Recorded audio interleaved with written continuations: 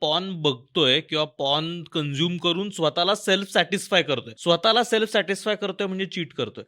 असंही काही पार्टनर्सचा समज Guilt असतो. असतो. आणि मग समोरच्याला गिल्ट देण्याचा प्रयत्न की अरे मी असताना हा. तुला स्वतःला सॅटिस्फाय करण्याची गरज काय पडते. मी असताना तू करूच कसं शकतोस. मेडिकली तो ओंकार मी दरवेळी म्हणते की सेल्फ प्लेजर सारखं काहीच नाही. Sex is value system, sex is belief system. कृती वगैरे तर ती नंतरची आहे, पण बापरे. हो मग माझी बिलीफ सिस्टीम काय आहे ना सेक्स बद्दल. वाद बिलीफचा होतोय, वाद ते पॉर्न बघण्याचा, मॅस्टरबेशनचा होतच नाही. आपल्या अवयवाला हात लावणं इज सिन. हे जर मला लहानाचं मोठं माझ्या आईने, माझ्या बाबांनी, माझ्या अगदी क्लोज लोकांनी सांगून मोठं केलंय. सडनली मी अशा लग्नात जाते की जिथे नवरा म्हणतो चल पॉर्न बघू, चल मी तुला करून देतो, किंवा तू माझा पेनिस हातात धर. It's a shock. It's a cultural belief सिस्टीमवर अटॅक होतो. त्यामुळे sex is a very very core belief system, आणि ते इंडिव्हिज्युअल घेऊन नाही जन्माला आहे, तो त्या कल्चरमध्ये वाढत वाढत वाढत येतं. आणि मग जेव्हा तुमचं लग्न होतं or you are in a relationship, ज्या मुद्द्यावर कधी बोललंच गेलेलं नसतं ती डायरेक्ट आपण कृतीच करायला उतरतोय.